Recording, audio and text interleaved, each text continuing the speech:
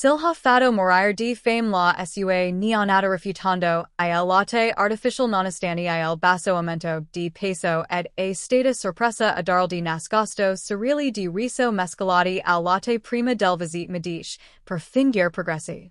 Abbiamo scoperto che aveva una storia di aborto spontaneo da parte del fratello de bambina. Non si tratta di me, ma della mia SIL. Sono indi. Quindi mi scuso, se parlo di un argomento delicato in modo scortese. Cerco di non offendere nessuno. Inoltre, non ho figli e ho 19 anni, quindi probabilmente non so di cosa stio parlando, ma per favore se qualcuno può aiutarsi. L'inglese non è la mia lingua madre. Mi dispiace. La mia SIL Giulia ha dato alla luce 2 mesi e 3 giorni fa una bambina di 85 chili, Amanda. Viviamo in Europa, in un paese che spinge per l'allevamento al seno a tutti I costi. Quindi Giulia era molto interessata all'allevamento al seno. La bambina ha perso molto peso nella prima settimana. Non ricordo esattamente quanto ed allora è stata visitata da diversi medici. Nel suo primo mese di vita, la bambina è aumentata di peso fino a 3 kg. Mia madre ha chiesto più volte a Giulia di darle il latte artificial perché piangeva di continuo e aveva segnali di fame. Mia madre si ha allattati tutti, 5 bambini, ed è molto favorevole all'allevamento al seno. Era solo molto preoccupata per la piccola Amanda. Ma Giulia continuava a rifiutarsi, dicendo che contava solo il suo latte e che non avrebbe avvelenato sua figlia con il latte artificial. Al suo controllo mensile, I medici hanno detto che Amanda stava morendo di fame e aveva bisogno di mangiare. E così ho iniziato a rivolgermi a diversi consulenti per l'allevamento. Lo hanno detto di tirare il latte 24 or su 24, di integrare la papate con latte tirato, etc. Ma lei si rifiutava di dare ad Amanda il biberon perché diceva che se avesse introdotto il biberon, Amanda non si sarebbe più attaccata. Così, ha iniziato a darle circa 20 ml di latte dopo ogni papata con una specie di sondino che lo metteva in bocca, non so come chiamarlo. Amanda non ha preso peso per altra 1 settimana e mezza, nonostante allattasse ogni 3 or 24 or su 24. Ogni papata durava 50 minuti, più la ricerca. Giulia chiese alle sue amiche mam di donare il latte e iniziò a usarlo allo stesso modo per la ricerca, perché riusciva a tirarne solo 50 ml al giorno. Fu allora che Amanda prese un po' di peso, 3,45 kg. Finalmente, 1 settimana e mezza fa, un altro consulente per l'allevamento le disse che doveva aggiungere 80 to 90 ml di latte tirato a ogni papata. E lei iniziò a farlo e Amanda finalmente si calmò e iniziò ad aumentare di peso. Ora pesa 3,79 kg. Lo avevano anche fatto controllare il frenulo linguale, ma in realtà non ne aveva, solo un piccolo espessimento del frenulo. Avevano risolto il problema lo stesso giorno, una settimana fa. Oggi sono andato una consulente per l'allevamento e ha detto a Giulia che ora può dare ad Amanda meno latte come supplemento, dato che la bambina sta prendendo peso, e vogliono verificare se la quantità di latte ridotta per una settimana farà comunque ingrassare Amanda. Mia madre è terrorizzata da questa idea perché non vuol vedere Amanda morire di fame di nuovo, soprattutto ora che finalmente ha iniziato a diventare rosa in vista che grigia. A mio fratello non importa molto perché segue tutto quello che dice Giulia. La consulente per l'allevamento ha anche fatto una papata per il peso, ma solo per 20 minuti perché avevano altri pazienti. E in che 20 minuti, Amanda ha trasferito 25 ml di latte dal seno. Non sappiamo cosa fare. Sappiamo che l'allevamento al seno è importante per I bambini e la madre. Amiriamo tutte le donne che lo fanno, ma questa è diventata una follia totale. Giulia parla costantemente di allevamento e tiralat. Allevamento e tiralat. Non c'è niente che l'importi di più dell'alimento, al seno. Lo abbiamo detto più volte che è una mamma meravigliosa e che dovrebbe rilassarsi e liberarsi dallo stress. A volte altre opzioni potrebbero essere migliori sia per la mamma che per il bambino, ma non si ascolta. Tira il latte con il tiralat una volta al giorno, prende integratore, tira regolarmente il latte 8 volte al giorno e si di casa solo per anar dal medico o dalla consulente per l'allattamento. Amanda non si nemmeno a fare una passeggiata con il passeggino. L'unica volta che Giulia la porta fuori è quando vanno in macchina a un appuntamento. Ora ries a tirare circa 100 ml al giorno e la consuleni per l'allattamento la dicono che presto potrà allattare completamente Amanda. Solo che le pappate durano ancora circa 50 minuti e senza ricaresce, Amanda verrebbe ricoverata in ospedale. Vogliamo che Giulia sia felice, ma dice di essere felice quando Amanda allatta. E la cosa più importante per lei è vivere il suo percorso di allattamento. Non sappiamo cosa fare. Non sappiamo come parlarlo. Ecco perché sono qui a dire a tutte le mamme che allattano. Vale davvero la pena allattare? Primo aggiornamento. Mi hanno fatto sentire un mostro perché la mamma essa cosa è meglio. Per la cronaca, siamo in Europa. Mi scuso per il mio inglese e sono anche estremamente emotiva. La mia sorellina Giulia ha dato alla luz la piccola Amanda 11 settimane fa. Fin dall'inizio, Amanda cresceva a malapena, perdeva peso in vista di aumentare. Il mio paese fortemente a favore dell'allattamento al seno e Giulia ha deciso che voleva allattare. Tuttavia, Amanda non aumentava di peso correttamente ed era allo 0,1% per il peso. Giulia ha proibito a me e a mia madre di anar trovarlo.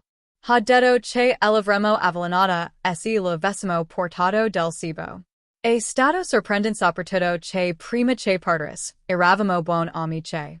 Quindi, vedevamo la piccola Amanda solo nelle foto e nei video che mio fratello si mandava. E solo una volta mia madre ha detto di essere preoccupata perché Amanda sembrava affamata. Piangeva e si contorceva, spingendosi I pugni in bocca, mentre Giulia raccontava nel video che questo è l'aspetto di un bambino felice con la pancia piena. Così, mia madre ha chiesto a Giulia se non poteva darle il biberon perché Amanda sembrava ancora affamata. Giulia è impazzita e si ha tagliato completamente I pani. Tirava il latte, ma la sua produzione non aumentava affatto.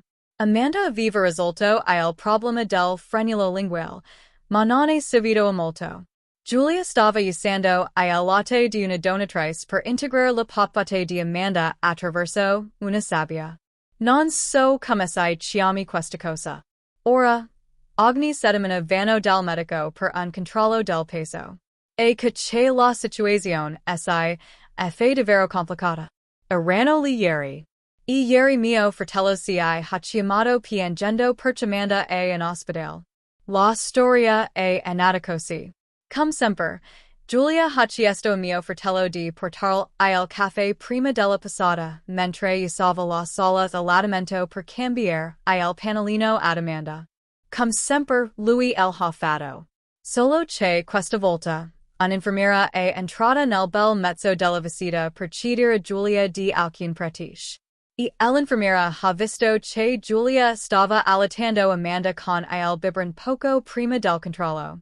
Il biberon conteneva 150 cubic centimeters di latte ed era già mezzo pieno. L'infermiera ha detto che Giulia avrebbe dovuto aspettare con l'allattamento fino a dopo il controllo, poi è arrivato mio fratello. Si è arrabbiato molto. Ha detto che Giulia si rifiutava di dare il biberon ad Amanda, quindi che diavolo stava succedendo. Poi ha preso il biberon e nello stesso momento Amanda ha vomitato con un latte molto denso. L'infermiera è impazzita e ha controllato il biberon, scoprendo che era pieno di latte mescolato a cereali di riso. Il medico che è stato chiamato per vedere la situazione immediatamente ordinato di portare Amanda in ospedale per un controllo di urgenza, soprattutto dopo aver visto Giulia, che è impazzita, ha iniziato a lanciare getti in giro e urlare tutti che avrebbe allattato la sua bambina come e quando voleva. Siamo andati in ospedale a trovare mio fratello. Amanda aveva già fatto lo analisi del sangue e hanno mostrato alcuni problemi ai reni, al fegato, I livelli di vitamine e ferro. I dottori hanno detto che soffriva di fame da molto tempo e che nessuno della nostra famiglia aveva reagito.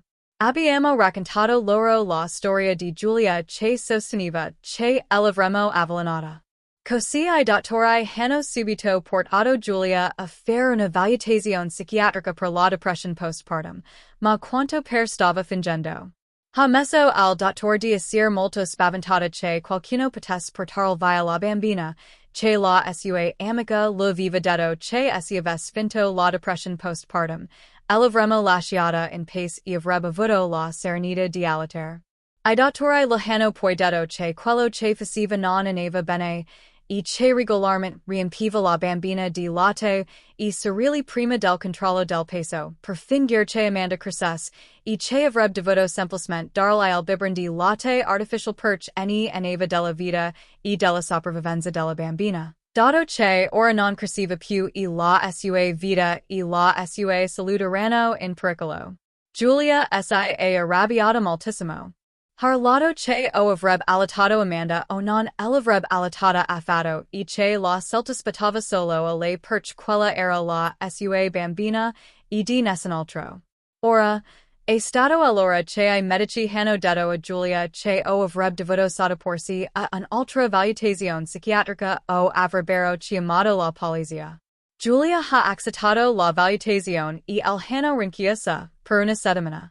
Mio fratello lavora 14 ore al giorno perché sono poveri e dopo il matrimonio Giulia ha deciso che vuole essere una moglie tradizionale e che lui deve guadagnarsi da vivere. Quindi mio fratello ha detto che qualsiasi cosa Giulia stesse facendo doveva essere giusta. Ma dopo aver visto cosa stava succedendo, si è arrabbiato moltissimo. Ha detto che aveva fatto morire di fame Amanda di proposito per la sua soddisfazione personale, anche se lui si stava impegnando molto per procurare loro I soldi necessari per comprare il latte artificial se necessario. Ha detto che voleva il divorzio e l'affidamento esclusivo di Amanda. Non si importa se lo attera perché è raro che un padre si prenda cura del figlio. Inoltre, I medici sono arrabbiati con lui perché non si è accorto di quello che stava facendo Giulia.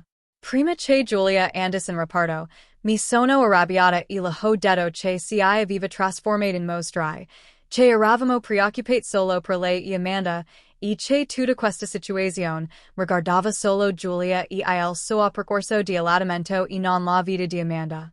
Mi ha chiamata stronza e ha detto che sarei dovuta morire da bambina perché nessuno può amare una persona autistica come me.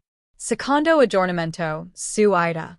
Ho ricevuto così tanti commenti sotto il mio post originale e così tanti messaggi privati che non riesco a rispondere a tutti.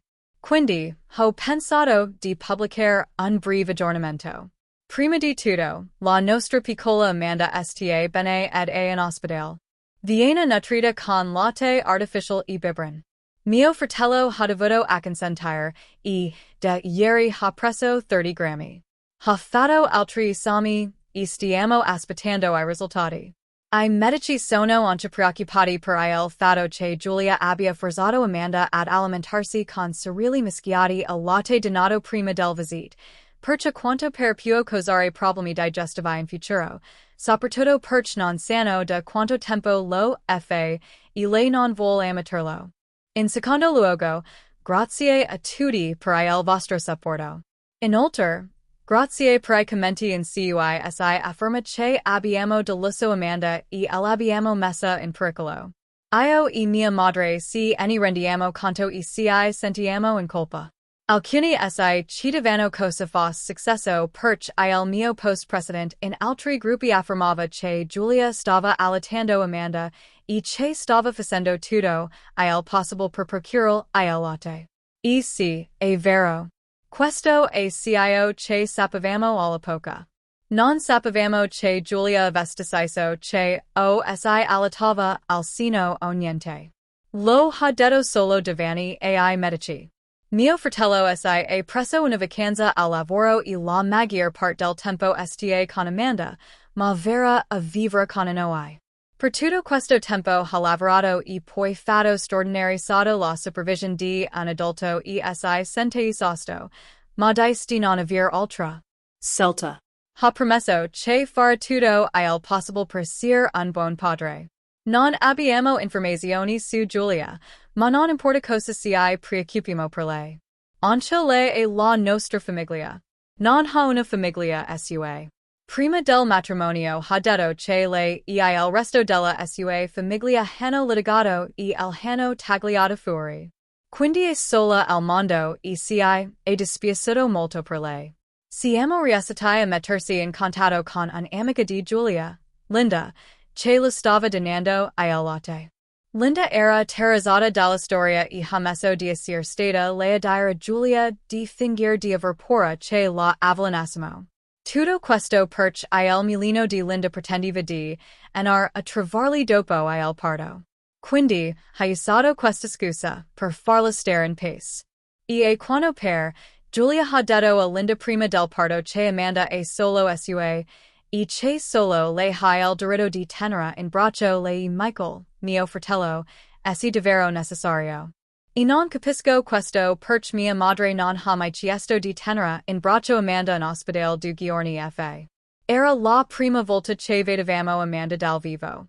Linda ha anche detto di aver introdotto Giulia alla Liga del Latte e li ha scoperto tutte le cose negative sull'allattamento artificial e con il biberon. Inoltre, a quanto per non ha mai voluto vaccinare Amanda, ma mio fratello el ha costretta a farlo. Linda ha detto di aver consigliato a Giulia un paio di consoleni per l'allattamento che a quanto per non erano del vero consoleni per l'allattamento, ma del don con account Instagram che affermavano di saperne molto sull'allattamento al seno. Per ora è tutto. Queste sono tutte le informazioni che ho raccolto. La cosa più importante per me è che Amanda sia al sicuro con I medici e gli infermieri. Vi aggiornerò non appena avrò nuove informazioni. Se volete il terzo aggiornamento. Buon notizie. Amanda è attualmente a casa nostra e sta molto bene. Prima di iniziare con l'aggiornamento, vorrei specificare che non so tutto. Se la storia manca di dettagli, mi dispiace, ma non posso fornire ulteriori dettagli perché molto spesso non mi trovo nel luogo in cui avvengono le conversazioni o le rivelazioni. Mi baso solo su cio che mi viene detto. B. Il nostro avvocato mi ha detto che, per il bene della nostra famiglia e soprattutto di Amanda, non mi è permesso condividere I dettagli del caso in corso. Si sono molte persone coinvolte ora, molto autorita. Devo proteggere la mia famiglia e soprattutto Amanda. Lo dobbiamo il meglio. Quindi, non risponderò alle domande sul coinvolgimento di Hungern, SECI sono, accuse e quali sono. Interrogatori, Tribunal, USOW. Per favor, non fatemi questa domande perché non risponderò. Ora passiamo all'aggiornamento. Amanda è uscita dall'ospedale, attualmente ricoverata nella casa di famiglia. Riceveremo visite quotidiane da parte di infermieri che controlleranno lei e noi e si assicurano che stia crescendo bene e che prendiamo cura di lei. Attualmente, aumenta di peso di circa 35 to 40 g al giorno, Illinois che, secondo I medici, è un risultato sorprendente. Ora è anche rosa e non grigia ed è molto interessato a tutto. Avevo paura di tenerla in braccio perché non ho mai tenuto in braccio un bambino, ma mia madre mi ha mostrato come fare e Amanda mi sorrideva e giocava con la mia treccia. Mia sorella maggiore è venuta a vivere con noi per il momento e ci aiuta così che tutti possano dormire a sufficienza e prendersi cura di lei in modo attivo. Amanda mangia ogni 3 or 24 or su 24 del biberon. Sta prendendo un latte artificial ad alto contenuto calorico e sembra star bene. Domani farà un altro esame del sang e speriamo per il meglio. Un paio di giorni fa abbiamo chiesto ai medici di chiedere a Giulia di darsi del latte materno per Amanda, e si fosse disposta, ma Giulia non ha acconsentito. I medici si hanno detto che ha ripetuto che o ladra la sua bambina, al seno o non la ladra affatto. Quindi latte artificial. Giulia, per quanto ne so, probabilmente ancora in psichiatria perch non è tornata a casa. Non sappiamo cosa stia succedendo perch ha annullato tutti I promessi che aveva dato mio fratello per sapere della sua salute. Quindi nessuno può dirsi nulla al momento. Prima di revocare I promessi, uno dei medici ha detto a mio fratello che hanno forte personalità narcisistica, ma credono che sia dell'altro. Michael, mio fratello, è consapevole dei suoi errori. Sta frequentando dei corsi di genitorialità e in terapia e sta lavorando su se stesso per dimostrare di potersi prendere cura di Amanda. Ladra per l'affidamento esclusivo. Non posso rivelare altre cose che stanno succedendo. Quindi, in pratica, questo è tutto su di lui. Ma ha scoperto qualcosa di interessante, ha condiviso con I medici del reparto psichiatrico della famiglia di Giulia. Così mio fratello è riuscito a contattarli tramite I social media. E quando ha raccontato loro di Amanda e di tutto quello che era successo, I genitori di Giulia hanno subito voluto andare a trovarli. Ma il padre di Giulia ha problemi di mobilità. Così hanno invitato Michael da loro per parlare. Ora, questa è la storia che Michael si ha raccontato. Se mancano dettagli, mi dispiace, ma questo è tutto cio che so per ora. Credo si fossero altre cose, ma in seguito ha deciso di parlare con mia madre a Porcius. Giulia è cresciuta in una famiglia religiosa in una piccola città. Ha un fratello minore Sven. I suoi genitori dicevano che Sven era sempre un bambino molto malaticcio. Era sempre malato. Sempre con strain maladi assurde, come febbre improvvise e mal di stomaco quando nessun altro lo aveva. A volte si rompeva l'ossa, come dita del manio dei piedi, e non riusciva a spiegare perché come succedesse. Quindi tutta la famiglia doveva prendersi cura di lui. E poi non avevano una babysitter. Giulia era sempre con loro in ospedale quando avevano bisogno di prendersi cura di Sven, soprattutto nei fine settimana. Quindi non è poi così strano. Perch mi facevo sempre del male con costupide, quindi posso capirlo. Ma poi hanno detto che quando aveva 18 anni, Sven aveva preso tutte le sue cose, e en era andato di casa e aveva iniziato a lavorare in città. Solo sporadicamente contattava sua madre per dirle che stava bene, e che non era più malato. Giulia era molto turbata quando Sven se en era andato. E I suoi genitori dicevano che era sempre stata molto unita a Sven e che stavano sempre insieme. Dopo era arrabbiata. Rompeva piatti e bicchieri e una volta ha persino fatto un buco nel muro dopo aversi lanciato sopra una sedia. Così I suoi genitori lo hanno chiesto di andarsene. Lei ne andata e poco dopo ha incontrato mio fratello. Sono stati insieme per meno di un anno prima del matrimonio perch lei ha detto di provenire da una famiglia molto religiosa e non vide l'ora. Il fatto è che Giulia è davvero molto carina e mio fratello, beh, è mio fratello. Quindi lui era davvero preso da lei e voleva davvero stare con lei. Soprattutto perch lei era istruita e lui faceva lavori semplici e la amorava sempre per la sua cultura e questo è uno dei motivi per cui non ha mai messo in discussione quello che stava facendo con Amanda. Soprattutto perch Giulia ha detto a Michael più volte che è lei la più intelligente in questa casa. Poco prima del matrimonio Giulia ha contattato I suoi genitori chiedendo I soldi per elibito di sposa e la festa di nozze, alter invitarli. Ha ancha insistito perch sua fratello venisse. Ma quando I genitori hanno chiamato Sven per raccontarglielo, lui ha detto che non es I sarebbe mai avvicinato a Giulia. Non dopo quello che gli aveva fatto. Lui è crollato e ha detto che tutte le sue maladi erano cause de lei. Le lo costringeva, per esempio, a mangiare patate crude o formaggio fresco vecchio e una volta persino degli escrementi di animali trovati a caso nei campi. Giocava anche con lui in modo violento e lui finiva sempre con dita del mani, dei piedi e polsi roti 3 volte. Così, I genitori sono andati su tutte le furie. Tralascio che la part in cui litigavano e cercavano di scoprire se tutto fosse vero. Ma quanto per era vero. Hanno detto che non volevano più rivedere la figlia e che non avrebbero savuto soldi e che se solo avessero saputo chi era il suo fidanzato, lo avrebbero contattato e lo avrebbero avvertito di non pensare nemmeno di sposare Giulia. Ma all'epoca non conoscevano Michael, perch Giulia si era rifiutata di presentarlo ai suoi genitori prima del matrimonio. Michael si è arrabbiato parecchio con I genitori di Giulia perch non avevano cercato di avvertirlo.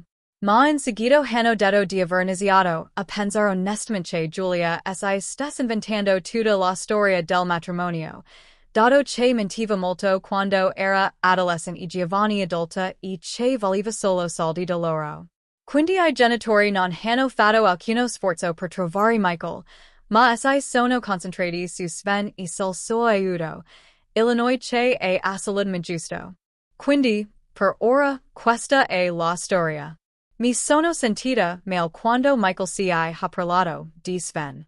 È successo un paio di giorni fa e mi sento ancora sciacquata e in colpa. Mi sembra così sbagliato, soprattutto perch Giulia è sempre stata gentile con me. Non ho mai cercato di farmi del male. La conosco da quasi un anno e mezzo. Michael ha parlato ai medici ma non hanno potuto dar nulla per mancanza di autorizzazioni. Quindi, per ora, questa è tutta. Vai aggiornerò di più quando possible.